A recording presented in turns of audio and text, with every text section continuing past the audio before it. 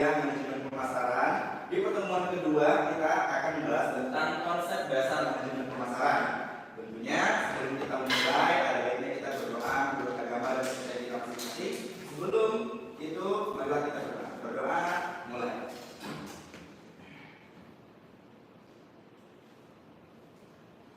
Doa selesai. Baik, apa kabarnya hari ini, teman-teman? Siapa yang teman-teman karena rasanya resumber kita nggak jauh beda. Ya. Oke, baik. Jadi ini pertemuan kedua kita. Semoga di pertemuan kedua ini membuat kita lebih semangat karena insya Allah kita akan menjadi calon dalam pemimpin bangsa. Amin. Baik. Sebelum itu silakan dikeluarkan handphonenya untuk scan absennya biar kita bisa mengetahui siapa saja yang hadir pada siang hari ini.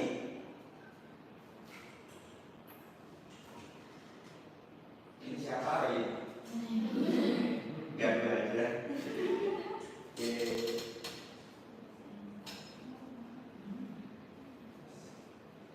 Udah? Udah? Oke, baik, saya akan lanjutkan. Saya akan jelaskan terlebih dahulu. Kita di manajemen pemasaran di kelas ini tentunya kita akan membahas tentang bagaimana konsep dari dasar manajemen pemasaran itu sendiri. Bagaimana mahasiswa mampu menguasai konsep secara teoritis apa itu manajemen pemasaran. Jadi nanti teman-teman yang latar belakangnya di luar umum, sosial hukum, humaniora, baik itu kesehatan, itu bisa juga mempelajari mata kuliah ini seperti itu ya. Kemudian mahasiswa mampu menganalisis masalah pemasaran. Nah, tentunya kalau di bidang farmasi, ini contoh ya, mau terjun ke bidang pemasaran atau bidang usaha, tentunya punya nilai-nilai bisnis di sana. Misalnya jadi owner apotek gitu ya. Nah, itu punya nilai-nilai pemasarannya di sana, sehingga nanti ini perlu teman-teman pelajari semuanya. Kemudian mahasiswa menunjukkan integritas ketika dan tanggung jawab dalam pengambilan keputusan pemasaran. Nah, saya garis bawahi integritas itu lebih mengarah ke jujuran ataupun bagaimana kita melayani dari customer itu sendiri. Baik, selanjutnya untuk pertemuan hari ini kita cukup membahas tentang pengertian secara dan juga fungsi pemasaran serta ketepatan menjelaskan pentingnya strategi pemasaran itu sendiri. Baik. Sedikit penyemangat kita pada siang hari ini. Jangan hidup Anda dikendalikan oleh perkataan orang lain. Jalani hidup Anda dengan benar, walaupun ya banyak orang akan menilai Anda aneh. Nah, jadi kalau orang-orang pemasaran itu biasanya aneh-aneh tuh. Pernah dengar profesi content creator? Ya. Pernah lihat konten-konten yang cowok jadi cewek? Ya. Nah, ya. Nah, itu salah satu kreativitas yang membuat kita jadi aneh, ya. Tapi nilai plusnya itu memiliki nilai value ke kita. Dengan apa? Kita bisa dapatkan AdSense di sana, dapat endorse di sana. Itu salah satu keunggulannya. Ada yang aktif TikTok di sini? Ya. Ada? Siapa? Boleh angkat tangan siapa yang aktif TikTok di sini? TikTokers siapa? Bisa. Siapa? Siapa? Ada aktif di TikTok ya? Enggak ya? Ya. Oke, baik. Jadi kalau di TikTok sekarang kan sudah ada fitur affiliate ya. Di sana teman-teman nggak perlu modal untuk jualan, cukup buat konten video aja. Nah, teman sudah bakal dapat komisinya di sana. Itu salah satu bentuk paradigma pengembangan dari manajemen pemasaran. Itu nanti akan kita bahas ya. Oke, selanjutnya agenda materinya pada hari ini yang pertama mendefinisikan pemasaran, mendefinisikan berbagai istilah dasar pemasaran, kemudian syarat terjadinya pertukaran, sistem pemasaran sederhana, membedakan berbagai konsep pemasaran, fungsi pemasaran, tugas manajer pemasaran, dan elemen bauran pemasaran ya. Oke, sekarang saya tanya, yang terlintas dalam pikiran teman-teman semua jika mendengar kata pemasaran itu apa? Boleh pendapatnya Budi? Jualan. Oke, jualan ya. Boleh selanjutnya ajak. Oke, tadi jualan ya. Oke, terus promosi. Promo, oke, promo. Oke, apa lagi? Si siapa namanya? Bisna, oke. Kalau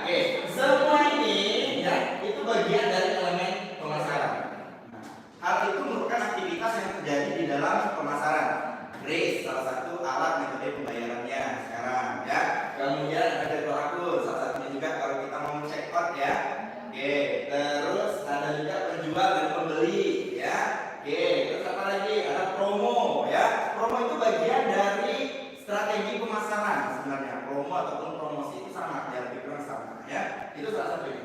Oke, yang dikatakan dengan teman-teman itu benar terkait tentang aktivitas dari pemasaran. Nah, cuma apa sih definisi dari pemasaran itu sendiri? Mari kita lihat. Sebelum itu kita lihat dulu ya. Oke.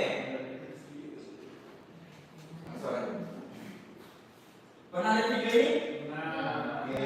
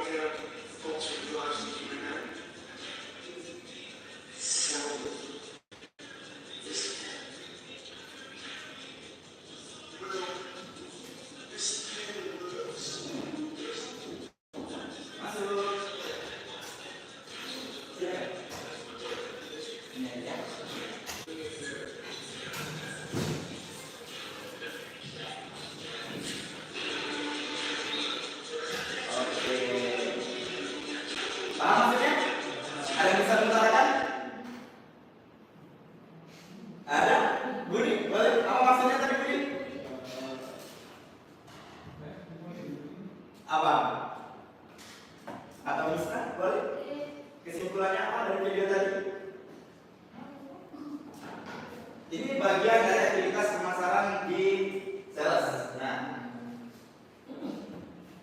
bisa menyimpulkan videonya? Secara sederhana aja, ya. Dia ini teknik marketingnya sih, Pak. Teknik marketing. Oke. Itu kayak ada yang dibutuhkan oleh pasar, kita menjual produk yang dibutuhkan Pak. Oke, good. 101 budi ya. Oke, jadi lebih kurang seperti itu ya. Jadi orang pemasar itu dia melihat peluang apa sih yang dibutuhkan oleh dari masyarakat gitu ya. Itu yang dia jual. Salah satu contohnya seperti TikTok sekarang. TikTok itu yang dia lihat ialah banyaknya pengangguran yang ada di Indonesia. Peluangnya dia membuka lapangan kerja dengan membuat fitur affiliate. Keren kan? Nah, secara jelas kita sudah dijajah ini. Nah, ya, kenapa? Yang membuat aplikasi itu siapa? Bukan kita kan? Ya, negara sebelah lah gitu ya, kita sebutkan ya. Bukan kita. Tapi secara tidak langsung kita juga butuh itu. Iya kan? Nah, maka dari itu kita harus lebih kreatif dari itu. Nah, secara sederhananya, sales itu seperti itu atau pemasaran itu seperti itu, yang mana nantinya apa yang dibutuhkan dengan pasar, apa yang dibutuhkan dengan masyarakat, itulah yang diberikan dari orang pemasaran. Ya. Oke. Apakah sales dan pemasaran itu sama? Boleh silakan diskusikan dahulu dengan kelompoknya. Ya, ini sudah ini kita bagi aja ya. Satu kelompok ya, langsung ya. Kelompok 1, 2, 3 ya. Silakan diskusikan. Nanti silakan utarakan ke depan sama kelompoknya tentang apa perbedaan dari sales dan pemasaran. Untuk pencarian referensinya silakan cari di jurnal boleh, menggunakan AI juga boleh. Silakan.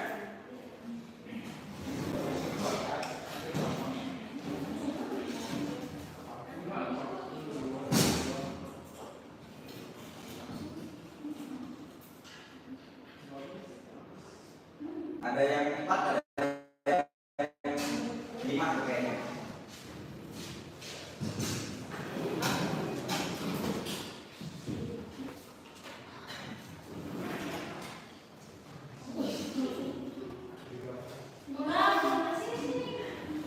Nggak diajak ya?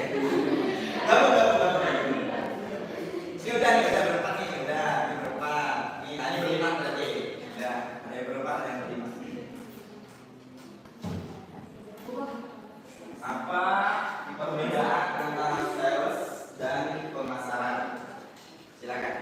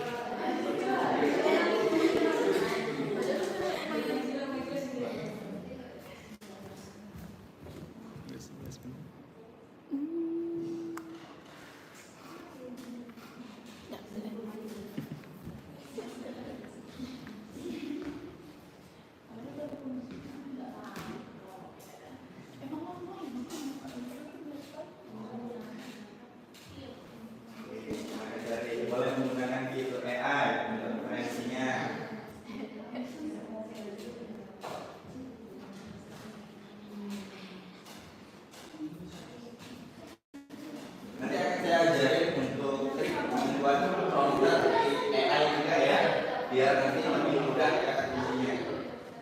Atau mau yang lain buat skripsi? Jangan ya. Tolong dikasih lagi. Dengan bahasa Inggris dengan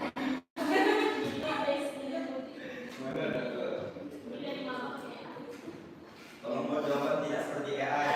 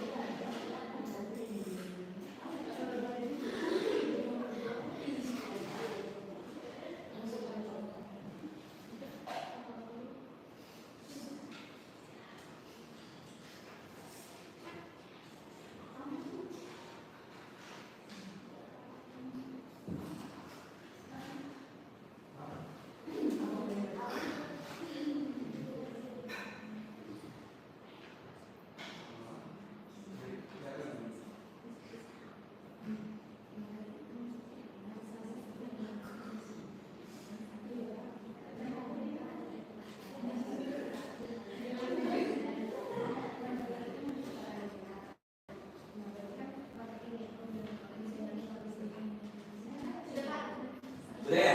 Oke, good. Kelompok 3. Kelompok 2? Udah dari tadi? Oke. Kelompok 1 serius nih? Oke. Nanti silakan menanggapi kelompok yang lain ya. Jika ada instruksi ya, nanti ya. Kita tunggu dulu kelompok 1.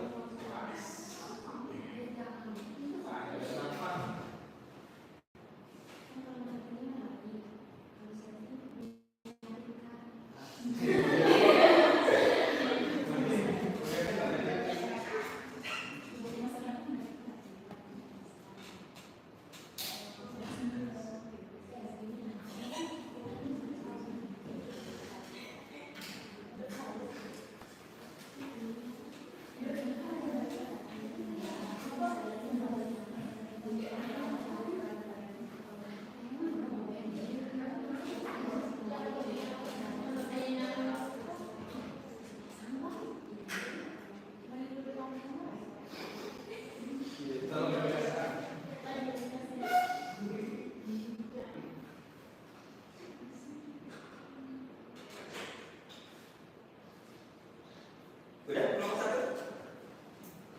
Udah? Oke, dari kelompok 2 deh. Udah. Nah. Udah dari tadi ya. Perwakilannya boleh atau semua anggota kelompok maju boleh.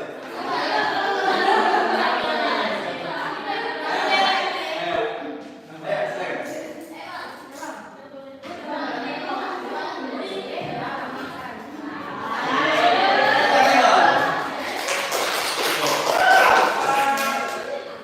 Sales dan pemasaran itu sama.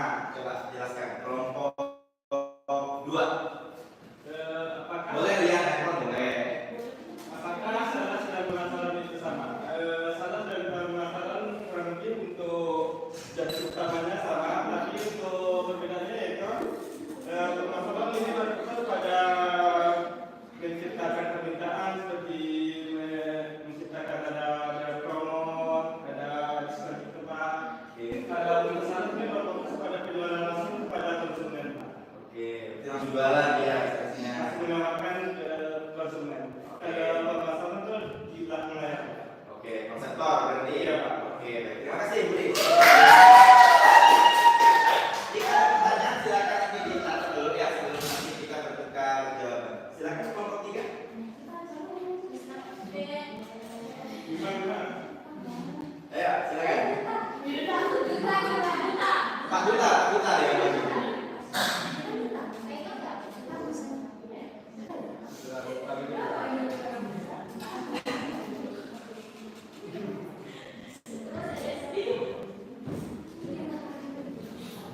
Apakah sales dan pemasaran itu sama? Jawabannya itu berbeda karena sales itu yang orang yang menjual, Oke. sedangkan pemasaran itu cara agar orang tertarik untuk membeli produk dari sales.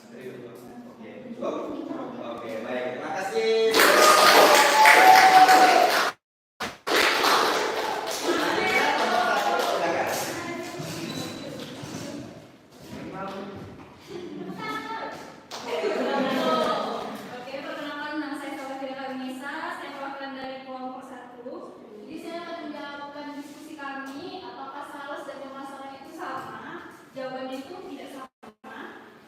Untuk pemasaran adalah proses mengenali kebutuhan pasar dan menciptakan strategi dan minat calon pelanggan melalui riset, promosi, branding, dan komunikasi. Nah, ini sepertinya sering banyak seperti iklan yang sering kita lihat. Untuk sales itu proses menjual produk atau layanan secara langsung pada pelanggan. Biasanya setelah mereka tertarik melalui upaya pemasaran. Cukup? Oke, kita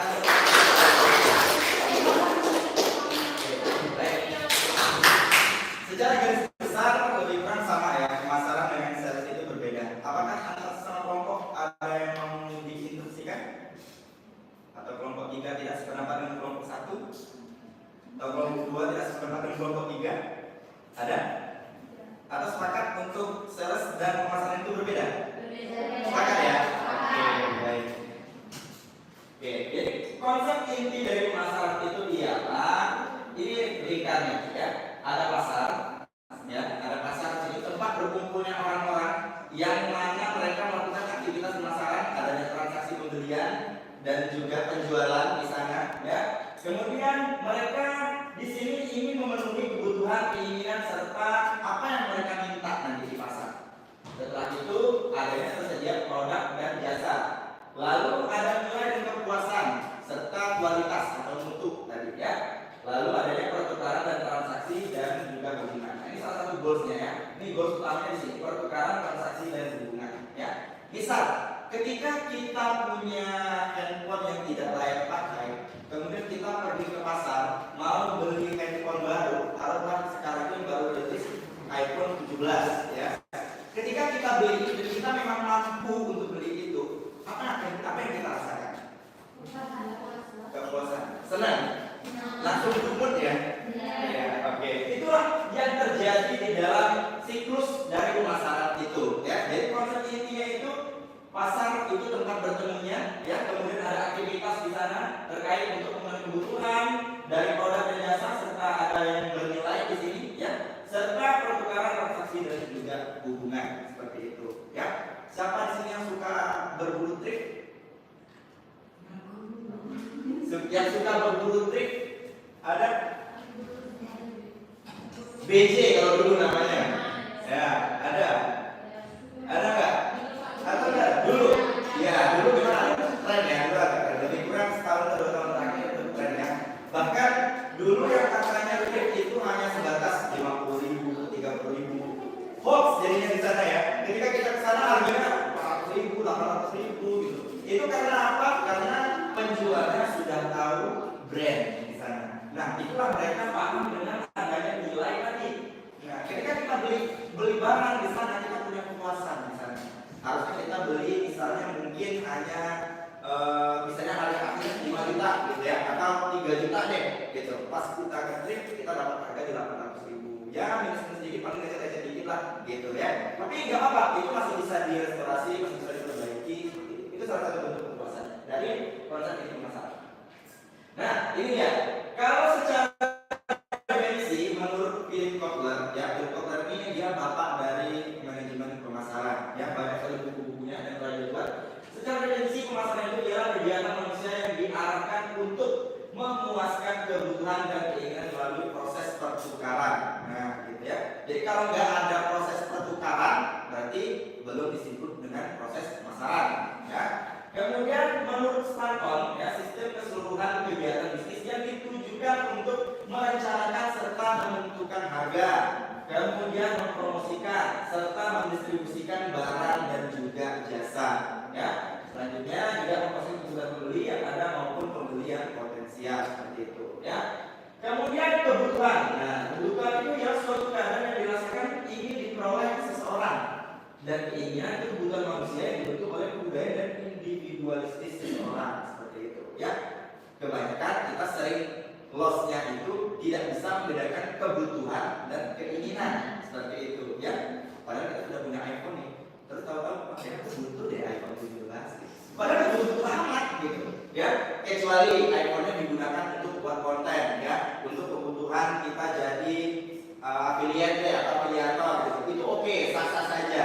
Tapi kalau untuk memvalidasi diri kita, wah ini iPhone baru ya, keren ya. Itu nggak penting gitu ya, nggak penting dan itu tidak ada masukan kategori poin keinginan ya. Itu lebih tidak masuk ke dalam poin kebutuhan, tapi lebih ke masuk ke poin keinginan ya.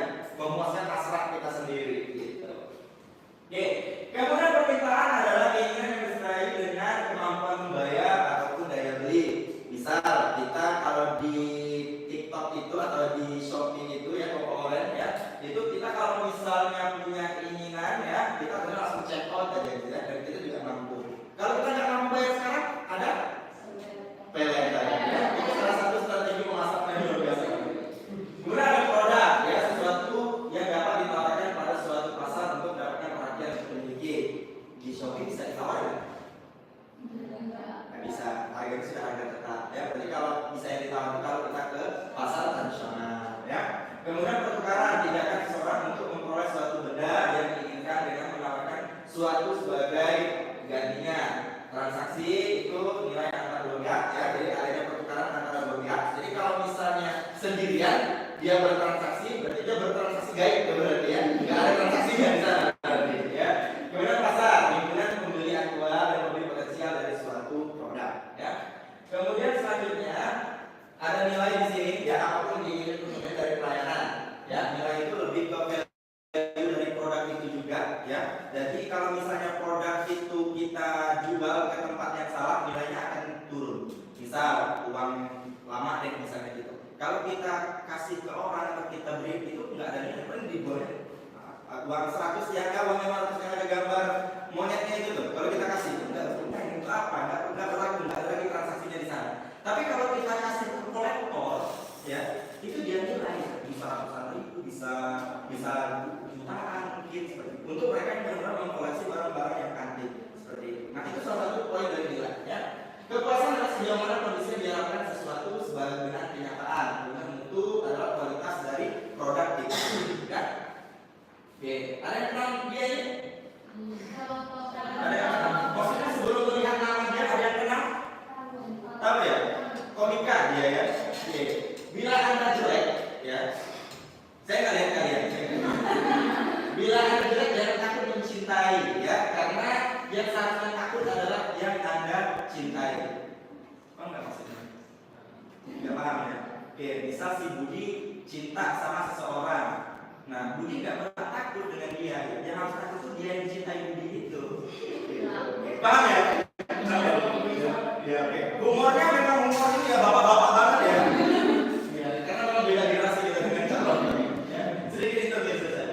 Oke, syarat terjadinya pertukaran ya, minimal terdiri dari dua pihak. Nah, itu yang seperti kita katakan ada dari dua pihak ya. Kemudian tiap pihak mempunyai sesuatu yang dapat bernilai bagi pihak lain ya. Gak mungkin dong kita punya uang terus kita tukaran dengan dia pakai batu gitu kan, gak mungkin. Kecuali batu akik ya, oke, sah-sah saja. Tapi kalau batu yang mudah ditemui di jalan kan gak mungkin tuh, sangat tidak balance gitu ya. Kemudian tiap pihak mampu berkomunikasi dan menyerahkan gitu ya. Gak mungkin kan kita ngomongnya bahasa isyarat gitu ya. Gak mungkin gitu kan. Kan gak mungkin gitu kan. Itu salah satunya kita harus bisa berkomunikasi ya. Kemudian tiap pihak bebas menerima dan menolak tawaran pihak lain seperti itu. Misal Budi menjual barangnya ke Bima ya. Nah, Bimanya nggak mau nih, aku lagi nggak butuh ini gitu kan. Terus Budi bilang kamu harus butuh ini gitu kan. Kan nggak mungkin gitu kan. Kemudian tiap pihak yakin bahwa berhubungan dengan pihak lain adalah tepat dan diperlukan. Nah, berhubungan di sini maksudnya bukan berhubungan asmara, tapi berhubungan antara penjual dan pembeli. Nah, biasanya kita punya toko langganan kan. Nah, kalau kita punya toko langganan, kalau saudara pasti dia hafal dengan kita tuh. Sebagai contoh, kalau saya tuh tiap pagi itu beli kopi Beansport ya di Alfamart tuh ya, tiap pagi. Itu mereka hafal dengan saya tuh. Pas baru masuk aja, kopi lah katanya gitu. Nah, gitu. Itu salah satu hubungan antar penjual dan pembeli yang sudah terikat seperti itu. Dengan apa? Dia sudah tahu keinginan kita apa gitu. Begitu juga nanti dengan kalian sudah kalau sudah ada toko langganan, sudah tahu maunya beli produk ini ya, maunya yang ukuran ini ya, biasanya baju kan kalau cewek gitu kan, gitu ya. Oke, ini sistem pemasaran sederhana ya, dikatakannya seperti ini. Jadi ada industri atau sekelompok penjual dan juga ada pasar ataupun sekelompok yang membeli. Nah, ini dipisahkan oleh 4 dimensi: komunikasi, produk atau jasa, uang dan juga informasi. Jika salah satunya ini tidak ada, itu tidak akan bisa terjadi nggak mungkin kan kita nggak bisa komunikasi, ya kan? Nggak mungkin pakai bahasa isyarat gitu kan? Kemudian nggak mungkin nggak ada produknya, apa yang mau ditukar? Gitu. Nggak mungkin tukar uang sama uang gitu kan? Kemudian ada uangnya gitu. Karena kalau sekarang barter itu udah jarang, mungkin ada, tapi tidak menjadi mayoritas kalau sekarang. Kemudian informasi detail. Siapa di sini kalau misalnya beli barang perlu tahu spesifikasi barangnya dulu? Siapa? Apa langsung dulu ya? Langsung ya? Oke, baik, sama berarti. Jadi kita harus detail mengetahui informasi dari barang yang mau kita beli, warnanya apa, ukuran apa, dan lain-lain. Ya. Oke, kemudian ada konsep produksi. Ya, konsep produksi itu ada 4 lebih kurang. Itu konsumen lebih tertarik pada produk yang tersedia dengan harga murah. Ya, siapa yang mau mahal? Gak mau ya.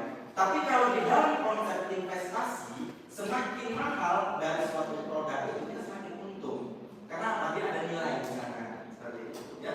Kadang kalau misalnya kita beli dulu, saya hobi beli barang yang murah tuh, rasanya kayak untung banget gitu kan. Misalnya beli baju kaos, beli 3 gratis 1 gitu misalnya. Atau paket baju kaos gitu misalnya kan, beli 4 kaos dapat 100.000, untung kan kita rasanya kayak murah banget gitu kan. Bisa 25.000 1 piece gitu kan.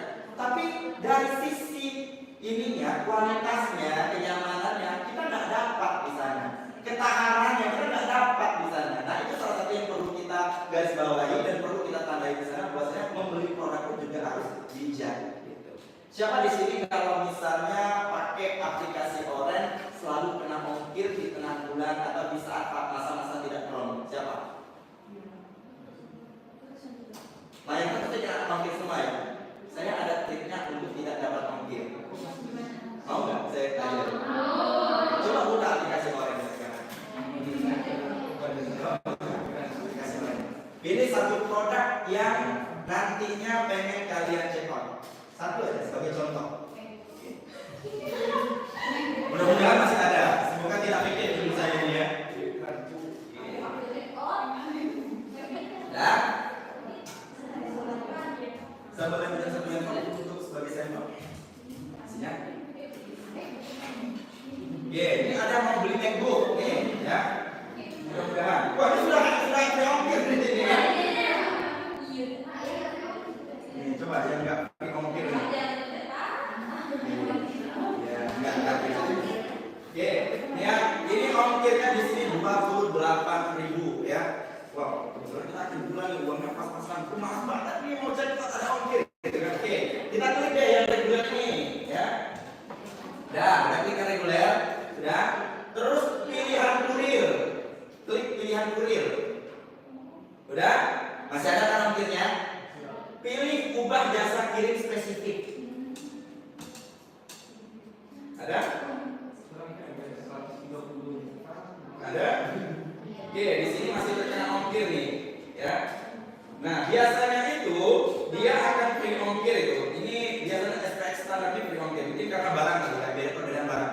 Nah, silakan nanti kalian pilihnya SPX standar. Nah, itu biasanya paling sering di sana 0 rupiah ongkirnya. Apa? Kargo juga ya? Ya, gimana kargo juga? Biasanya barang-barang yang berbeda ya kalau kargo. Nah, itu salah satu triknya itu tuh. Jadi enggak, sama aja waktunya. Berapa sih berapa hari? Cuma 3 hari, 4 hari kan biasanya kan. Kalau kita pakai yang reguler biasa lah gitu kan. Nah itu salah satu triknya, sering pakai gitu ya. Jadi sampai kaget dulu sama emak, lebih pintar pula bapak-bapaknya gitu kan. Coba emak beli ongkir. Oke, itu sedikit trik ya, biar kita lebih cerdas sebagai konsumen ya. Selanjutnya konsumen mengetahui harga-harga dari produk-produk yang bersaing di pasar. Nah, tentunya kan di Shopee atau toko Orange itu dia punya berbagai toko di sana. Terjadi perbedaan. Ada yang free ongkir, yang pakai kargo tadi ya tadi ya kargo. Nah itu free ongkir 0 rupiah tanpa pakai trik apapun. Ada juga yang pakai trik tapi masih ada tuh ongkirnya sebesar ya dari negara lain 9.000 ya di bawah 10.000 lah gitu ya. Nah itu salah satu trik dari toko untuk strategi pemasarannya. Nah jika nanti teman-teman punya toko juga di toko Orange, buat toko di sana. Nah coba lihat peluang pasar juga dengan produk yang serupa. Misalnya jual MacBook tadi, ya orang-orang jual MacBook juga tuh berapa ininya harga-harganya. Misalnya kita nggak bisa bersaing di harga produk, ya udah kita bersaing harga ongkir aja. Gitu. Penting kan produk kita laris gitu ya. Konsumen tidak merasa perlu untuk mengetahui kenapa harga berbeda gitu. Kira-kira kalau dari kalian perlu mengetahui nggak kenapa harga itu beda? Kenapa perlu? Nah, ini bapak-bapak kan nih? Iya, kalau saya gitu juga. Saya kalau beli barang nanti murah, paling nawarnya sekali bantu. Kenapa? Oke, kenapa bisa? Kualitas barang. Oke. Mungkin barang kasar modelnya sama Pak, tapi dari kualitas barangnya mana yang lebih nyaman, terus kalau yang panas pakai Oke, pakai fashion ya, dari fashion ya. Oke. jadi nyaman Pak, jadi kalau harga tuh harus juga dipertimbangkan. Oke. Nah, terjadi perbedaan dengan Budi tadi nih. Kalau Budi kenapa nggak mempertimbangkan dan mengetahui harga? Kenapa Budi? Murah, nyaman, bagus ya, dan kita suka ya beli gitu kan. Bapak-bapak. Saya juga gitu. Mungkin ada sedikit perbedaan terkait kita mau menyeleksi ataupun memilih suatu produk ya. Tapi secara alamiahnya kami para kaum laki-laki seperti itu. Misal kami kalau bisa beli baju ya, beli baju itu yang paling sering beli kan, beli baju udah coba cocok terus di room fitnya pas tuh dengan kita udah beli gitu. Harganya udah mahal. Padahal itu kalau misalnya kita ukur secara logika perempuan mungkin ya, mungkin kayak apakah sales dan pemasaran itu sama? Boleh silakan diskusikan dahulu dengan kelompoknya ya. Ini sudah ini kita bagi aja ya. Satu kelompok ya, langsung ya kelompok 1, 2, 3 ya. Silakan diskusikan, nanti silakan utarakan ke depan sama kelompoknya tentang apa perbedaan dari sales dan pemasaran. Untuk pencarian referensinya silakan cari di jurnal boleh, menggunakan AI juga boleh. Silakan.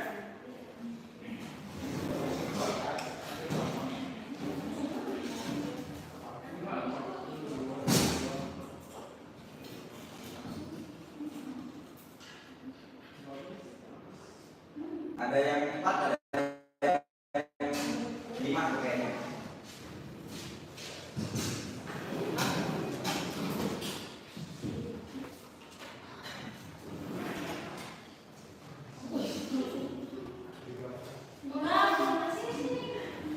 Nggak diajak ya?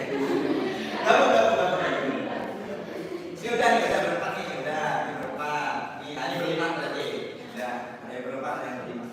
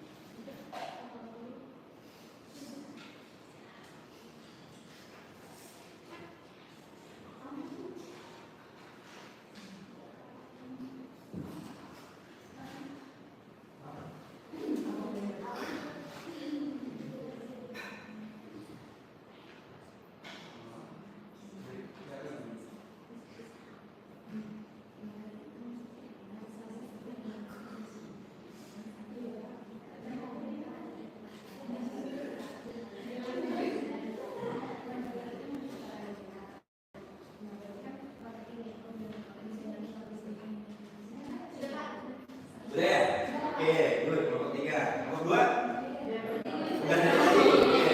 Kelompok 1 serius nih. Oke. Nanti silakan menanggapi kelompok yang lain ya. Jika ada instruksi ya, nanti ya. Kita tunggu dulu kelompok 1.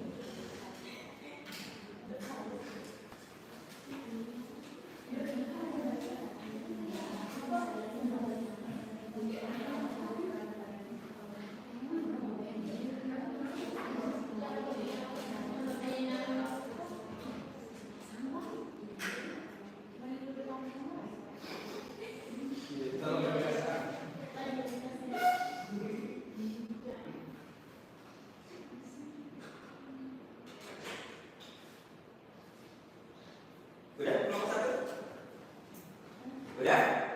Oke, dari kelompok 2 deh. Udah. Silakan. Ayo, silakan. Udah dari tadi ya. Perwakilannya boleh atau semua anggota kelompok maju boleh. Ayo, silakan.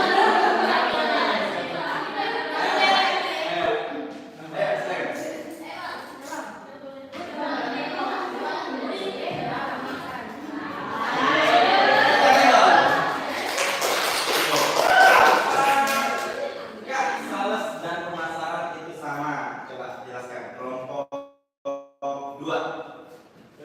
Apakah Boleh lihat handphone boleh. apakah sales dan pemasaran itu sama? Sales dan pemasaran kurang lebih untuk jasa utamanya sama, tapi untuk perbedaannya yaitu pemasaran ini berfokus pada menciptakan permintaan seperti menciptakan ada promo, ada diskon gitu Pak. Kalau untuk sales ini berfokus pada penjualan langsung kepada konsumen Pak. Oke, itu langsung jualan ya seharusnya. Langsung menawarkan ke konsumen. Kalau pemasaran itu di belakang layar. Oke, konseptor berarti. Iya, Pak. Oke, baik. Terima kasih, Budi.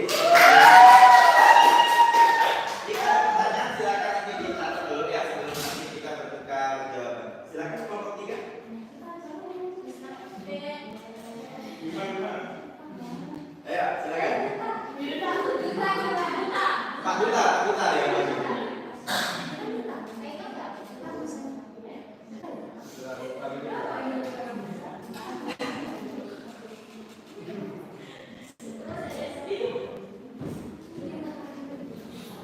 Apakah sales dan pemasaran itu sama? Jawabannya itu berbeda karena sales itu yang orang yang menjual, Oke. sedangkan pemasaran itu cara agar orang tertarik untuk membeli produk dari sales dari penjual. Oke, cukup?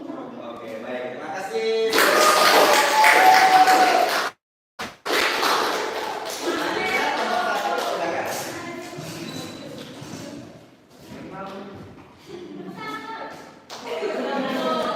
Oke, perkenalkan nama saya Salvatira Nisa, saya perwakilan dari kelompok 1. Jadi saya akan menjawabkan diskusi kami, apakah sales dan pemasaran itu sama? Jawabannya itu tidak sama. Untuk pemasaran adalah proses mengenali kebutuhan pasar dan menciptakan strategi dan minat calon pelanggan melalui riset, promosi, branding, dan komunikasi. Nah ini sepertinya sering banyak seperti iklan yang sering kita lihat. Untuk sales itu proses menjual produk atau layanan secara langsung pada pelanggan. Biasanya setelah mereka tertarik melalui upaya pemasaran. Cukup? Oke, kita baik. Secara garis besar lebih kurang sama ya, pemasaran dengan sales itu berbeda. Apakah antara sesama kelompok ada yang mau diinstruksikan? Atau kelompok 3 tidak sependapat dengan kelompok 1? Atau kelompok 2 tidak sependapat dengan kelompok 3? Ada? Atau sepakat untuk sales dan pemasaran itu berbeda? Sepakat ya? Oke, baik. Oke, jadi konsep inti dari pemasaran itu ialah ini lingkarnya ya. Ada pasar, ya, ada pasar itu tempat berkumpulnya orang-orang yang mana mereka melakukan aktivitas pemasaran, adanya transaksi pembelian dan juga penjualan di sana, ya.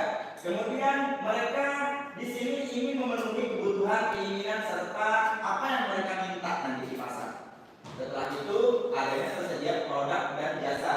Lalu ada nilai dan kepuasan serta kualitas atau mutu tadi, ya.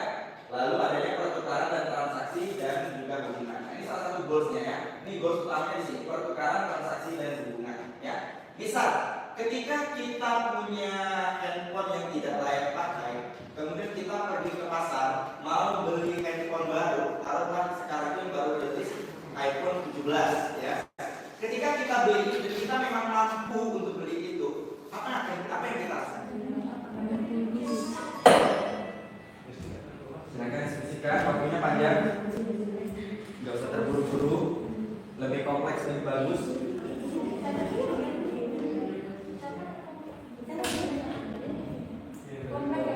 Ya, lebih kompleks lebih bagus.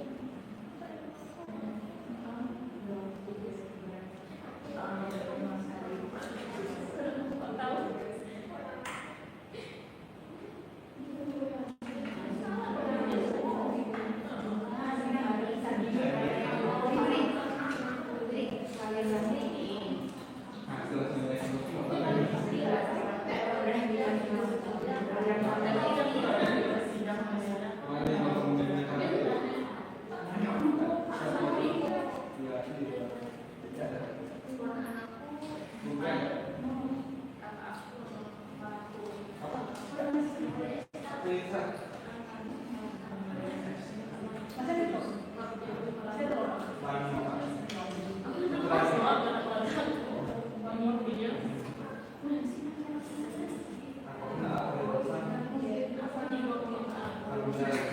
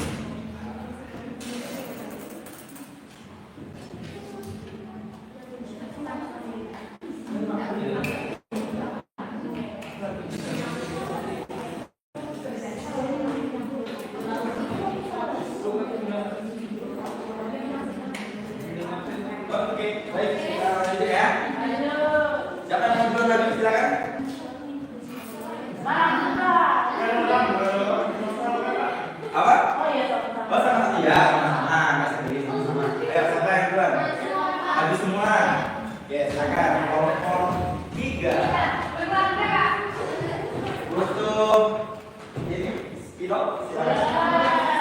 Tepuk tangan untuk kelompok kita.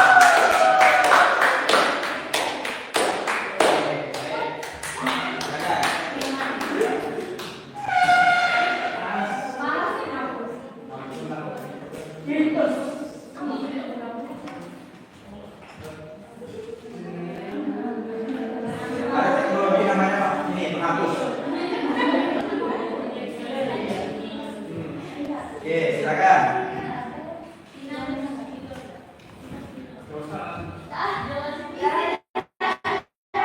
Pakai yang satu lagi, ada tuh di belakang tuh.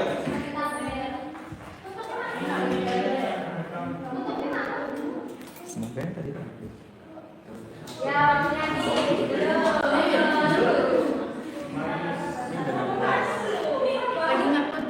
Tadi satu lagi ngapur, dan lagi loading lagi. Berarti kan itu saja 4123. Ini dua. Ini dua.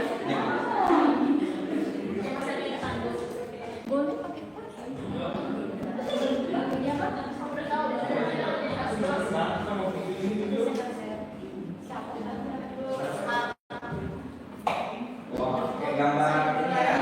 Graphic file.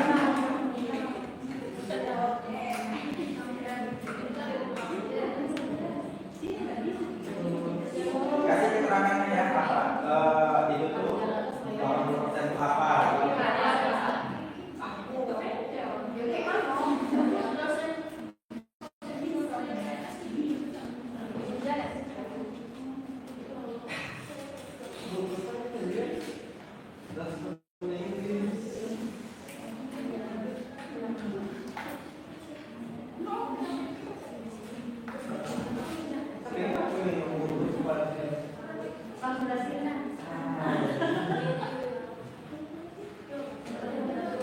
Ya bajunya coklat nggak sih?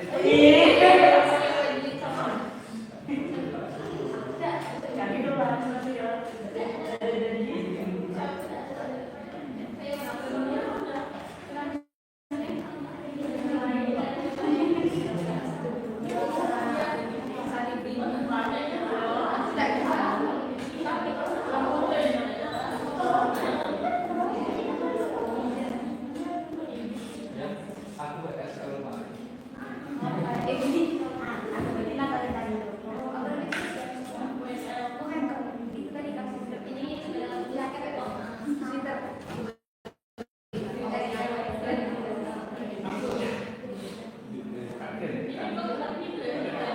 Kelompok lain silakan siapkan juga ya.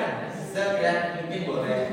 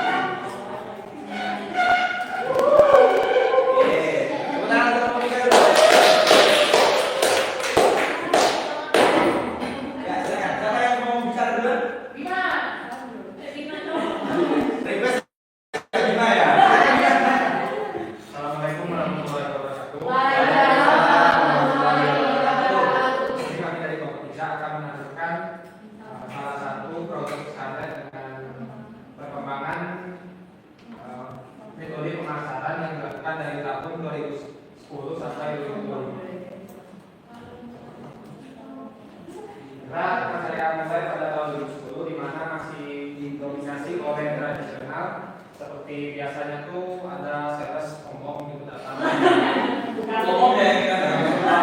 atau di pasar langsung. Oke. Lalu sisanya biasanya digital seperti TV, lalu influencer seperti artis, lalu sosmed, dan aircraft itu dari website.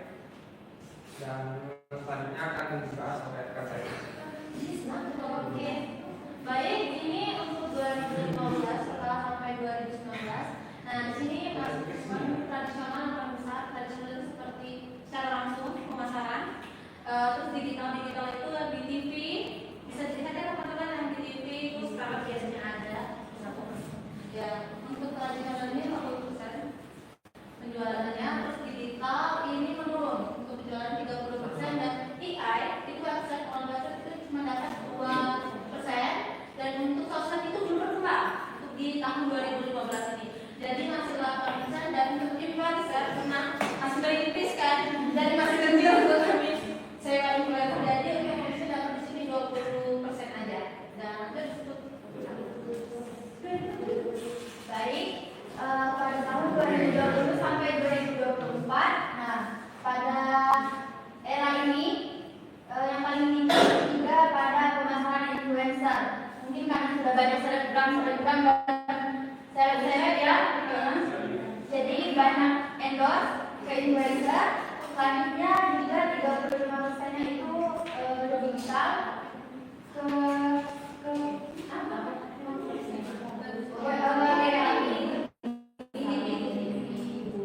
Proses pemasarannya.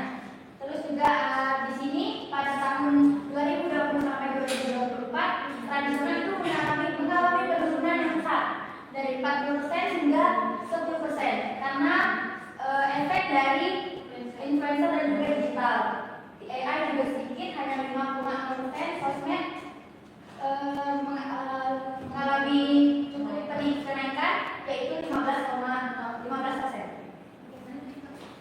Baik, selanjutnya yang 2025 tahun sekarang ya, yang sudah berkembang pesat gitu. Terus influencer makin banyak, endorse artis Korea. Jadi di sini sudah dipastikan influencer paling besar 40%. Jadi berdampak ke sosmed. Ya, sosmed juga pasti berdampak ya, dari 15% ke 20%. Terus digital juga menurun karena sudah ada influencer, mungkin orang jarang sudah beli di website atau gimana, jadinya lebih ke langsung peran influencer ya. Tradisional karena sudah banyak influencer, jadi jarang mungkin orang beli di warung gitu kan. Terus kalau AI ini belum juga, jadi tinggal 10%. Jadi kesimpulannya semakin tahun karena bisa kita lihat dari 2010 sampai 2025 mengalami era perkembangan era digital ya. Jadi kalau ada yang mau ribet-ribet bisa diantar ke rumah. Ngapain harus datang ya. Oke, kita akan ke kelompok. Ada pertanyaan atau instruksi ke kelompok 3, silakan. Atau mau disimpan dulu? Langsung saja keluarkan undang-undangnya. Kalau ada pertanyaan yang mau sampaikan, ayo. Belum? Oke, nanti kita kumpulin aja. Silakan kembali ke depannya. Iya, betul. Kemudian skala produk Scarlett tentang pengembangan pemasaran dari kelompok kami. Sekian, terima kasih. Wassalamualaikum warahmatullahi wabarakatuh. Waalaikumsalam warahmatullahi wabarakatuh. Oke, baik. Dapat kita lihat di sini ya. Ini menarik ya, ini menarik sekali. Karena apa? Ini dari sisi pemecahan pembagian siklusnya aja per 5 tahun ya. 2010 ke 2015, 2015 ke 2020, 2020 ke 2025. Dan itu terjadi perubahan paradigma dan metode dari pemasarannya dari tradisional ke digital ya. Digital pun di mentoknya di sini nih, digital ya di 2020, sedangkan 2025 lebih penguatannya ke personal brandingnya. Nah, unik ya. Ownernya dari Scarlett ini ya, siapa yang cewek itu? Felian dia sangat suka sekali nonton drama Korea, suka sekali dengan Korea intinya. Iya, juga kayaknya dia suka ya. Nah, sehingga dia berkolaborasi dengan artis Korea untuk mengembangkan dari brandnya itu tadi. Keren kan? Produk lokal bisa meng-hire artis yang ada di luar gitu ya, dan itu luar biasa sekali. Oke, itu salah satu bentuk perkembangan dari pemasaran untuk khusus produk Scarlett. Silakan rekan-rekan sekalian. Oke, selanjutnya kelompok dua lah ya, 3, 2, 1. Oke, cocok. Ya, 2, silakan.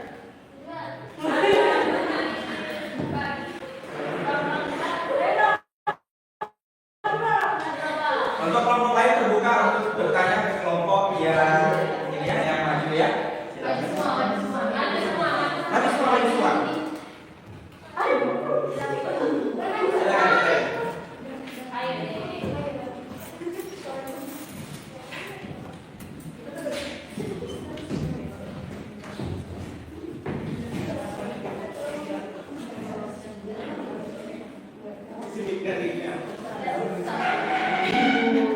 Oh, nggak perlu pakai papan tulis. Oh, oke. Teknologi ya. Assalamualaikum warahmatullahi wabarakatuh. Sini kami ingin mendiskusikan dari tentang perkembangan pemasaran saat ini saat ini. Mungkin dimulai dari tahun 2010 hingga 2015 dan 2010 hingga 2015 ini masih menggunakan pemasaran konvensional.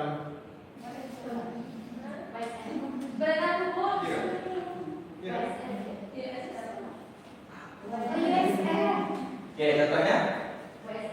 Seperti promosi yang masih menggunakan TV, radio, dan kemudian baru beralih ke digital, yaitu pada 2016 hingga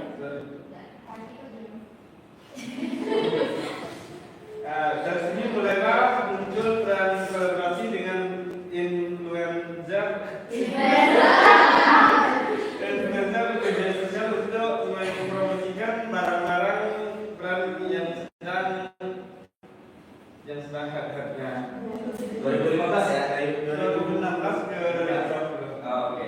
Dan banyak platform yang bermunculan seperti yang di TikTok, di Instagram dan lain sebagainya. Kemudian dari 2020 hingga 2023 karena pandemi Covid, penjualan mulai ada yang di Shopee sudah juga menggunakan platform standar streaming untuk penjualan produk-produk itu. Dan 2024 hingga sekarang semakin booming web shopping sampai brand-brand terkenal seperti WSL juga standar streaming. Dan sekarang juga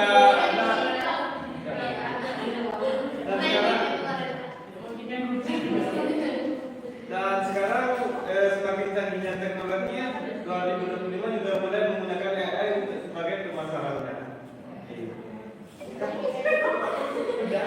Oh, silakan tuh. Mungkin itu saja diskusi dari kelompok kami. Sekian, wassalamualaikum warahmatullahi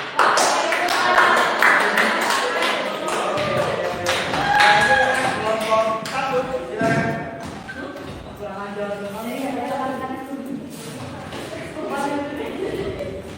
Perlu papan tulis? Oh, bisa. Kelompok 3 ini totalitas tanpa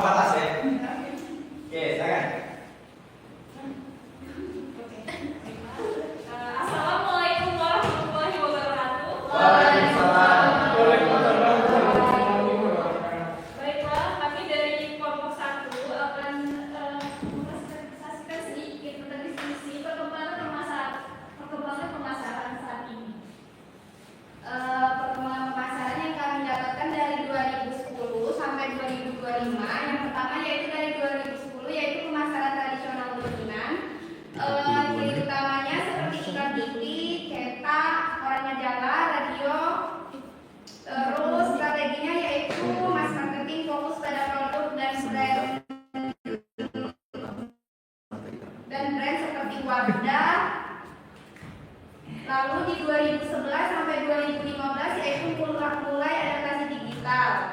Ini pakai brandnya berarti ya? Brand apa? Yang pertama tadi Wardah. Oh, benar. Lanjut di 2011 sampai 2015 yaitu mulai adaptasi digital. Nah, yang masuk itu seperti menggunakan media sosial seperti Facebook, Twitter. Lalu kalau di brandnya seperti Pons dan Nivea. Selanjutnya di tahun 2016 sampai 2019 pemasaran digital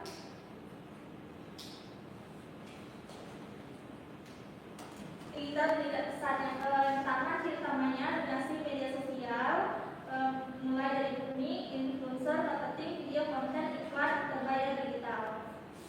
Contohnya Shopee atau Tokopedia. Selanjutnya di tahun 2020 sampai 2022 kita marketing, canggih atau personal. Di sini ada live shopping, TikTok, viral marketing. Contohnya di sini ada skincare muncul kampanye TikTok share di website untuk rekomendasi, contohnya Sosiola.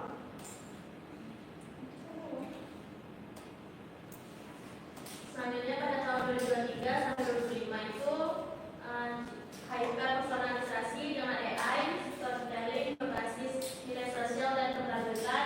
Kemudian dengan kampanye edukasi kesehatan juga menggunakan teknologi AI, brand skincare fokus pada nilai dan prestasi bahan.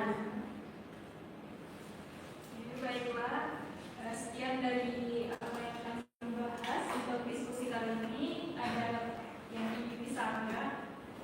Ada pertanyaan? Silakan. Atau nanti? Ya, Nanti aja, dulu aja dulu. baiklah, kami akhiri. Wassalamualaikum warahmatullahi wabarakatuh. Waalaikumsalam warahmatullahi wabarakatuh. Tanggal. Oke, baik.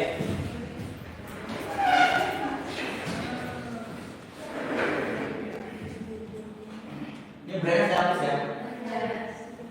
Oke. Secara kesimpulan, perkembangan dari pemasaran itu ini sudah mewakili ya. Sudah mewakili ya. Yang mana dari 2010 ke 2025 itu ada pergeseran dari tradisional ke modern ya. Modernnya apa? Yaitu digitalisasi. Bahkan digitalisasi ada juga perkembangannya lagi ya, metodenya. Tidak hanya sebatas share player aja, tidak hanya sebatas iklan-iklan gambar aja. Tapi sekarang orang sudah mulai untuk ngecat layarnya Kak, ngecat layarnya. Iya kan? Iya kan? Nah, para influencer semua sekarang berusaha untuk menjual produknya ya. Siapa tuh paling sering? Waimong ya. Kalau misalnya jual apa handphone ya biasanya kan, kalau Waimong kan ada gift-giftnya juga di sana gitu ya. Kadang dia selain jualan dia juga dapat gift gitu. Nah, jadi dia selain menjual barang dia juga dapat income lagi gitu dari gift-gift yang diberikan oleh fans-fansnya lah gitu. Nah, itu salah satu perkembangan tren dari 2010 hingga 2025. Nah, bagaimana nanti 5 tahun yang akan datang? Sedangkan di tahun ini sudah ada fitur AI-nya, ya kan? Bagaimana 5 tahun yang akan datang? Apakah akan digantikan dengan robotik? Sejadi ya, sejadi. Tapi nggak tahu nanti penerapannya seperti apa. Nah, ini salah satu perkembangan dari metode dari pemasaran itu sendiri, ya. Yang mana dari manajemen pemasaran ini dapat kita lihat di sini ada beberapa ikonnya. Terima kasih kelompok 3 sudah memberikan perwakilannya. Tradisional, kemudian ini AI website ya, bukan nggak bisa pakai AI website aja ya. Jadi orang itu dia langsung berkunjung ke situs resminya ya di website itu ya. Ada sosial media ya, buat konten-konten menarik gitu ya, influencer digital. Bahkan kita perguruan tinggi pun juga menggunakan influencer untuk membranding dari perguruan tinggi kita seperti itu, untuk agar perguruan tinggi kita itu dikenal dengan banyak orang seperti itu ya. Oke, ini dia, saya lanjutkan. Jadi di dalam pemasaran itu dia ada 4 mix pemasaran ya.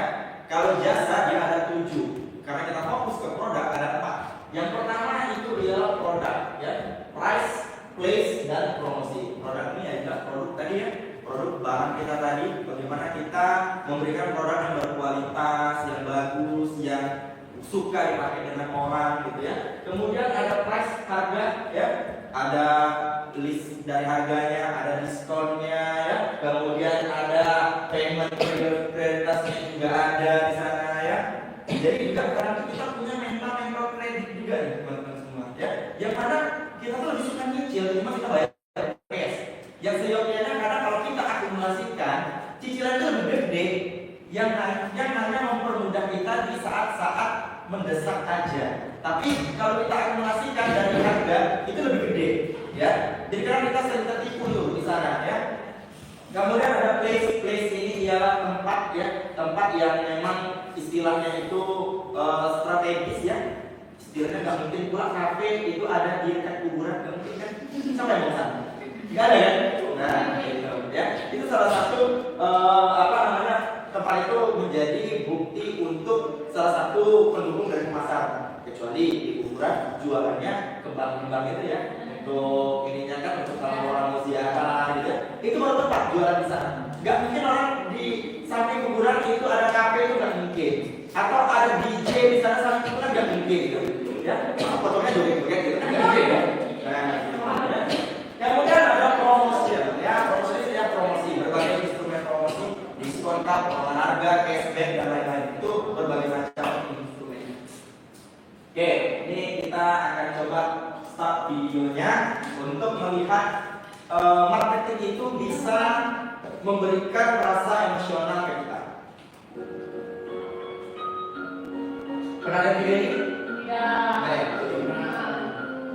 Pernah ya? Ada yang pernah ya?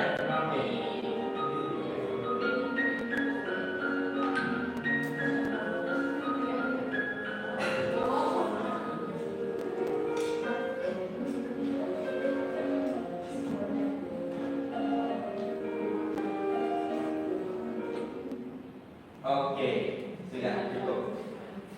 Apa arti dari video ini? Ada yang tahu? Dia ini melakukan donasi. Ya, emosional itu marketingnya. Maksud saya, di dalam video ini itu dia ngapain ya? Jadi dia ini kan di salah satu brand ini dia menggunakan sistem donasi. Biasanya kita kalau di Alfamart itu dulu ada kan, kita mau didonasikan enggak gitu kan. Kalau sekarang nggak ada lagi ya, larinya ke poin kota ya kalau sekarang, kalau poin gitu ya.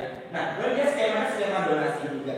Yang mana dia kemas kalau kita seperti orang sedekah, tentunya kita akan nggak melirik itu kan. Nah, ini dia kemas sistem donasinya menggunakan fitur teknologi dari kartu. Ya biasanya berbagai macam tuh videonya. Ada yang dia lagi motong roti, jadi potong banget tuh rotinya, jadi sebagian roti untuk warga yang membutuhkan gitu.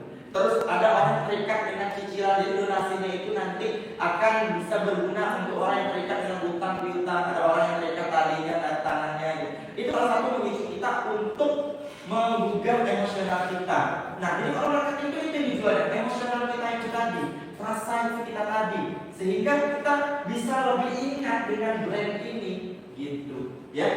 Bayangin coba kalau cuma sekedar ngasih itu doang, karena ini sudah tadi ngapain ngasih uang? Iya, tadi ada orang yang sedekah gitu. Ada orang yang minta-minta, itu dari doang kan. Tapi kalau yang kayak gini, oh enggak, itu dari brand itu yang menggunakan ini, kami udah bisa pakai kartu gitu. Ya kan? Ada brand yang bisa. Misal kita mau ke Jampos deh, yang baru-baru ini ada event Bangkok gitu kan. Ada yang sana nggak? Ada Bangkok ke sana gitu kan. Nah, terus di Lipo juga ada yang seperti itu. Mana lebih ingat duluan, Jampos atau Lipo? Jampos kan, karena dia bisa memanfaatkan momentum pertama di sana. Dan itu rame banget ketimbang yang ada di Lipo. Sepi karena orang sudah pernah gitu, dan juga jauh ya, jauh dari keramaian. Sedangkan di Jampos itu dia strategis banget ya, pusat kota, murah dijangkau. Itu orang-orang lusuh itu murah, semuanya berbondong-bondong datang gitu. Mau cobain lucu, nah ya. Ada cobain lucu? Ada? Nggak ada? Cobain deh lucu, enak loh lucu. Ya? Nggak ada lucu ya? Oke, baik. Kalau saya suka dia lucu karena dia suka dari bentuknya. Bentuknya itu unik. Tapi kalau secara tidak langsung, ya itu hanya yang itu di sini ya. Biasa aja sebenarnya. Gitu. Ya. Nah, itu salah satu bentuk kesempurnaan di dalam kan? Hubungan antara analisis, perencanaan, implementasi dan juga pengendalian. Jadi sebelum kita melakukan penerapan dari marketing itu, kita harus ada analisis dulu. Bisa kita riset, bisa kita observasi dulu tentang kebutuhan pasar ya. Kemudian baru kita buat perencanaan, mendevelop, membangun strategi perencanaan serta develop marketing plans-nya. Apa aja yang dibutuhkan dengan pasar nanti. Kemudian baru implementasinya, kita cari tuh apa aja yang dibutuhkan dengan pasar, lalu kita terapkan di pasar itu. Misalnya dia suka gitu yang memang kameranya bagus lah, atau yang suka memorinya gede, itu semua di riset semua dengan orang-orang manajemen pemasaran. Ya. Kemudian ada kontrol, kita melihat bagaimana perencanaan dan implementasi itu berjalan dengan seksama. Bahkan dokumen riset, dokumen dalam riset membuka suatu usaha itu sudah bisa diperjualbelikan. Ya, dokumen riset itu sama seperti penelitian. Bagaimana di penelitian kan sekarang? Nah, penelitian teman-teman jika memang dilakukan dan berdampak ya untuk nasional, itu teman-teman dibiayai, ya, diberikan dana teman-teman untuk melakukan penelitian. Drop 50 juta nih untuk melakukan penelitian. Sama aja yang kasih, gitu kan? Dari pemerintah, dari nasional, untuk kita melakukan penelitian, dan itu dibayar segitu untuk penelitian kita. Kalau misalnya berdampaknya berkelanjutan, nah itu akan ada lagi nilai tambahnya di sana untuk perusahaan apa gitu. Lagi kalau misalnya di dunia kefarmasian ya, tentunya banyak dunia kesehatan yang membutuhkan riset-riset ini seperti itu, sehingga berdampak untuk kebutuhan kesehatan yang berikutnya. Ya, itu perlu dilakukan. Selanjutnya proses pengendalian itu adanya yang dimulai dari take correction action ini ya, kemudian untuk mencapai set goals ini tadi, dan serta melihat evaluasi serta measure dari performance-nya tadi ya, dilihat antara evaluasi dan performance selaras atau tidak ya. Oke, menurut Hermawan Kartajaya, pesaing membuat pasar menjadi lebih besar. Percaya ya? Salah satu contohnya antara Alfamart dengan Indomaret. Ya, mereka itu sebenarnya nggak bersaing. Mereka satu kubu sebenarnya, tapi mereka menciptakan persaingan fiktif. Agar apa? Agar orang punya kompetisi. Kenapa? Aku ke Alfamart nih, gitu kan? Aku ke Indomaret ini. Aku beli Beansport, gitu kan? Kalau di ini ya, kalau di Alfamart kan? Kalau di Indomaret apa? Aku beli poin, gitu ya. Tapi secara tidak langsung itu sama. Gitu. Nah, karena sudah ada kompetitor poin, apa yang dilakukan dari Beansport Alfamart ini tadi? Buatlah promo dia setiap Senin, Rabu, Jumat, kopi 10.000 rupiah. Bisa beli ya 10.000, ya kan? Itu, ya itu salah satu strateginya. Apakah poin punya? Enggak ada poin strategi seperti itu. Tapi poin mengemas produk minuman ini apa namanya penjual minuman ini dalam skema bentuk kafe mini gitu. Sedangkan kalau di Alfamart hanya terbatas ya, hanya beberapa Alfamart aja yang punya sistem kafe-kafe mini gitu. Nah itu salah satu strategi juga. Nah berapa banyak poin yang ada di Jambi sekarang kita kabur? Satu TSC, CSC deh. Oke, ada berapa? 3 berarti. Dan itu jauh-jauh kan? Jauh-jauh. Kalau Beansport gimana? Beansport hampir mungkin berjarak 500 meter. Kalau misalnya ada Alfamart di sana ada Beansport. Itu salah satu strategi untuk menguasai pasar. Ya. Oke, lingkungan pemasaran menyebutkan kekuatan-kekuatan lingkungan yang mempengaruhi kemampuan perusahaan melayani pelanggan. Ya, kemudian tipe-tipe perantara pemasaran menjelaskan bagaimana perubahan-perubahan lingkungan demografis dan ekonomi mempengaruhi keputusan-keputusan pemasaran. Ya, tentunya tempat dan ekonomi itu mempengaruhi ya, baik itu daya beli kita atau daya jual kita, serta mengidentifikasi tren-tren utama. Nah, tren-tren ini yang saya notice bahwasanya trennya yang awalnya hanya sekedar sosial media yang sekarang juga merangkak ke sistem live ya, itu salah satu tren ya yang merubah sistem dari kita penjualan. Kemudian menjelaskan perubahan utama dan lingkungan politik serta mendiskusikan bagaimana perusahaan dapat bereaksi pada lingkungan pemasaran. Kalau secara definisi lingkungan pemasaran terdiri dari pelaku-pelaku dan kekuatan-kekuatan yang berada di luar fungsi manajemen pemasaran. Perusahaan yang dapat mengaruhi kesanggupan manajemen pemasaran untuk mengembangkan dan membina transaksi yang berhasil. Nah, jadi di dalam departemen pemasaran itu tidak hanya orang berlatar belakang marketing, tidak hanya orang yang berlatar belakangnya itu orang manajemen. Enggak. Uniknya saya ambil contoh salah satunya di perusahaan perbankan ya. Di perbankan itu dia juga meng-hire orang yang lulusan pertanian, lulusan apa lagi? Kesehatan, kehutanan. Fungsinya apa? Dia nanti yang akan menjadi pion-pion untuk masuk ke dalam pasar kesehatan itu. Misal si Tisna dia lulusan farmasi nih, dia punya background farmasi yang bagus gitu kan. Sedangkan perbankan ini dia butuh orang yang bisa masuk ke dalam orang kefarmasian ini, yang ngerti tentang kefarmasian, sehingga dia apa? Dia bisa meng-hire tuh nasabah-nasabah yang orang bekerja di dunia kefarmasian. Karena apa? Si Tisna dia bisa bicara menggunakan bahasa kefarmasian, kan lebih dekat ke bahasanya, ya kan? Kita akan lebih rentan dekat dengan orang yang bahasanya sama seperti kita kan? Iya kan? Bahasa Jambi sama bahasa Jambi gitu kan? Bahasa Medan sama bahasa Medan gitu ya. Jadi kita berasa akrab dan dekat. Itu salah satu strateginya yang digunakan oleh perusahaan-perusahaan gede untuk meng-hire nasabah atau customer yang baru. Oke, selanjutnya pelaku dan perbuatan utama dalam sistem pemasaran bertren. Seperti di sini ada pemasok ya, dia menguasai lingkungan. Ada perusahaan yang memasarkan serta ada kompetitornya pesaing. Kemudian melalui perantara pemasaran, pasar pengguna akhirnya di sini. Ya, sehingga dari pemasok ke pengguna akhir ini melalui perantara pemasaran terjadilah kompetisi yang mempengaruhi terhadap lingkungan seperti itu. Ya, lingkungan mikronya itu supply ya merupakan bisnis dan perorangan yang menyediakan sumber daya. Biasanya pensuplai ini barang-barang baku ya. Sebelum jadi obat kapsul itu tentunya bukan kok obat kapsul dulu kan, bisa berupa serbuk-serbuk dulu kan, atau berupa cairan seperti itu ya. Nah itulah nanti baru itulah yang disebut dengan pensuplai tadi. Kemudian perusahaan ya, perusahaan ini adalah semua bagian-bagian yang ada di dalam perusahaan seperti top manajemennya, ada finance, ada R&D. R&D ini adalah research and development ya. Kemudian ada purchasing-nya dan juga ada accounting-nya. Sebenarnya kalau dalam perusahaan ideal yang pertama itu cukup ada 3 orang utama ya. Pertama top manajemennya jelas pimpinannya, kemudian ada orang operasional serta ada orang operasional, ada orang keuangan dan ada orang marketingnya. Udah cukup. 3 ini aja yang menguasai itu udah bisa jalan perusahaan seperti itu ya. Di lingkungan internal perusahaan ya, semua departemen itu dia bergantung sama ini, satu ini sama marketing ini. Ya, jadi panglima tempurnya perusahaan itu marketing. Jadi kalau misalnya marketing ini dia orang yang suka dan paling sering disalahkan. Nah itu orang-orang yang ego banget. Misalnya Budi ini jadi orang pemasaran gitu kan. Budi harus yang disalahkan. Karena apa? Dia cowok bukan cewek. Cewek nggak mau disalahkan, gitu ya. Jadi yang layak masuk marketing cuma cowok di sini karena dia rela disalahkan terus, gitu ya. Tapi secara faktanya memang orang marketing itu ujung tombak dari perusahaan. Agar apa? Agar dari pemanajemen bisa langsung koordinasi dengan marketing ini, kebutuhannya apa lagi. Kemudian finance, nah yang biasanya sering berlaku antara marketing dan finance. Marketing suka bakar duit aja, sedangkan orang finance ini jaga duit ya. Dia kan jaga banget. Keluaran terus kita maunya kulit tuh biar orang finance gitu ya.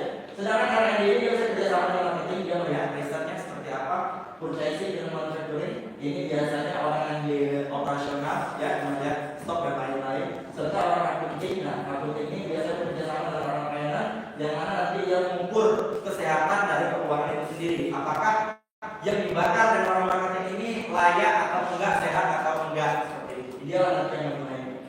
Oke, lingkungan mikro itu perantara pemasaran adalah mereka yang membantu perusahaan dalam mempromosikan. Itu tadi, sales tadi ya. Kemudian ada tim Miss Cimori tadi ya, gitu ya. Nah itu bentuk sales jenis baru gitu ya. Nah itu bentuk perantara pemasaran. Kemudian ada pelanggan ya, mereka yang melakukan pembelian pada perusahaan secara kontinu, secara berulang itu pelanggan. Kalau pembeli dia hanya membeli sekali doang tuh, beli udah loss, gitu kan. Kalau pelanggan dia berulang kali belinya, bisa 2 sampai 3 kali terus seterusnya. Oke, tipe-tipe perantara pemasaran itu ada middleman ya, sesuai dengan middleman itu di tengah-tengah ya, yang mana perusahaan yang membantu mendapatkan pelanggan dan mendekati penjual kepada pelanggan. Nah, oke, kemudian ada perantara agen dan juga perantara dagang ya, yang mana mencari pelanggan atau merundingkan kontrak tetapi tidak mengambil alih hak atas barang yang diperdagangkan. Sedangkan untuk perantara dagang kita adalah mendistribusikan barang kepada pelanggan yang membeli serta mengambil alih hak atas barang dan menjualnya kembali. Ya, begitu teman-teman semua. Jika ada pertanyaan saya persilakan. Monggo. Sebelum kita masuk ke dalam challenge.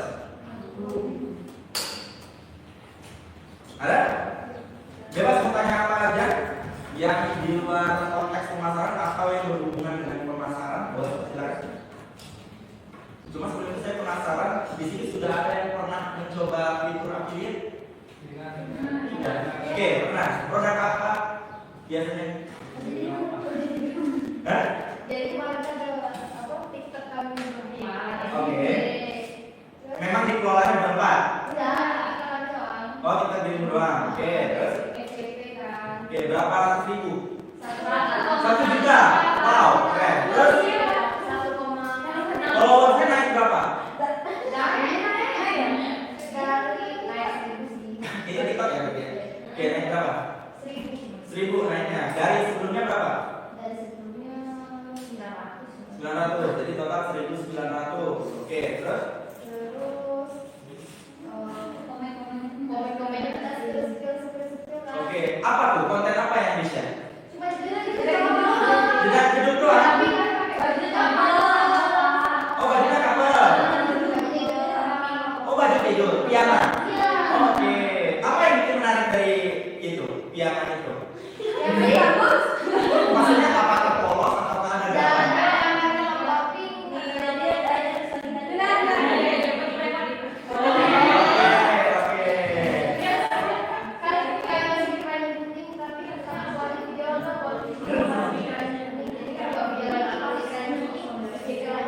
Oh gitu. Yang sebelumnya sudah FBB. Gak ada yang kuning. Oke, setelah itu dibuat tadi video buat kanyak kuning, FYP lagi. Sampai berapa?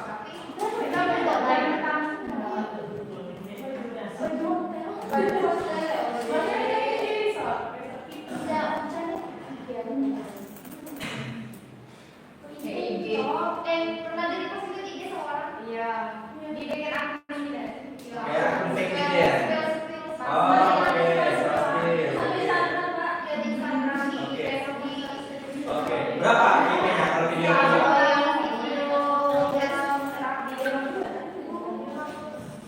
Cuman 2.000 sih, tapi sudah video FYP itu namanya kayak 2.000. Oh, naik lagi dong ininya. Setelah itu kan dimasukin keranjang kuning tuh. Ada yang pesen? Berapa banyak? Banyak sih, tapi karena kami baru masuknya kan jadi ada banyak. Ada di bawah 10 ada? Apa di atas 10? Di bawah 10. Itu hanya satu video aja. Satu produk aja. Terus gara-gara FYP jadi kami buat juga sama masukin. Oh gitu, biar dimintain skill lagi gitu. Oke.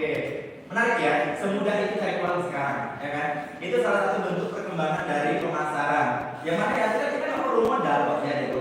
Boleh ya akan modal, modalnya effort ya. Modal effort dan modal iPhone ya. Kita buat konten atau modal handphone ya, pas iPhone. Nanti terdiskriminasi lagi yang orang Android ini. Ya, modal handphone lah. Kita sudah bisa dapat uang dari sana. Semudah itu sekarang untuk mendapatkan uang. Bahkan ya orang-orang sekarang membuat apa fitur-fitur live gitu ya. Pernah lihat kontennya ini joget-joget ayam itu yang beras habis itu? Ada?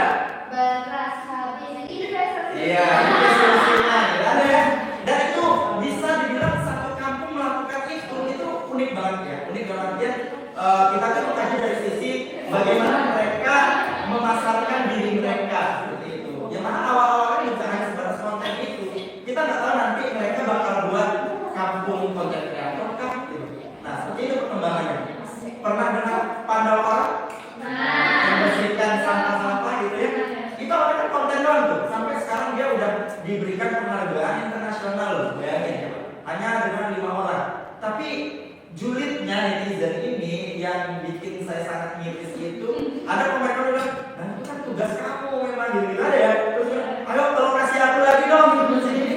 Itu menyebalkan sih sebenarnya. Tapi kita kaji dari sisi pemasarannya bahwasanya itu perkembangan pemasaran yang luar biasa sekali dan kita di 2030 bakal mendapat lonjakan bonus demografi. Tentunya kalau kita hanya sebatas stempel kemampuan aja, nggak ada yang unik dari diri kita terjelas dengan orang-orang yang punya nilai keunikan di sana.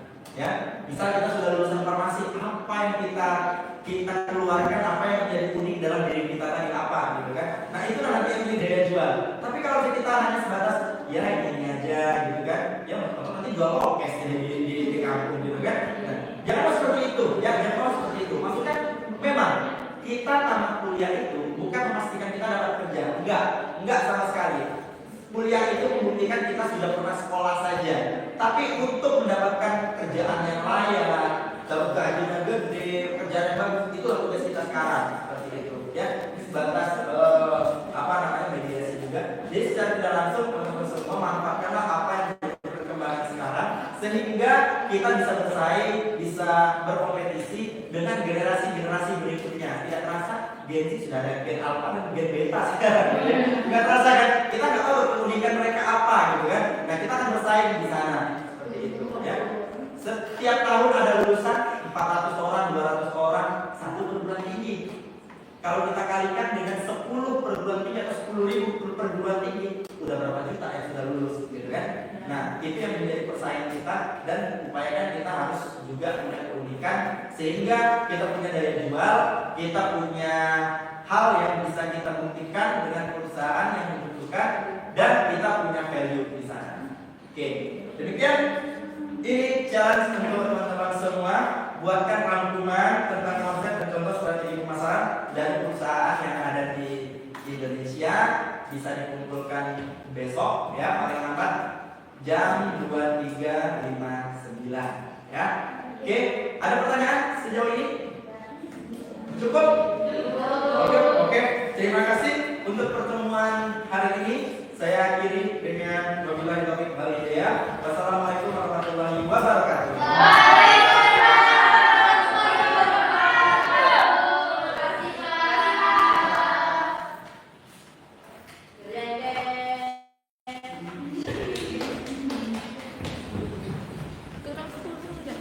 Ini 10 ya? 6.30. Oh iya sih. Udahlah, end live aja lah.